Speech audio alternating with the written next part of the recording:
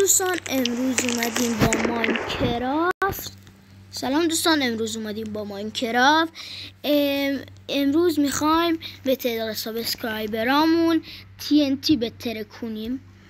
تعداد سابسکرایبرامون الان 3 تاه. 1 2 اینم 3.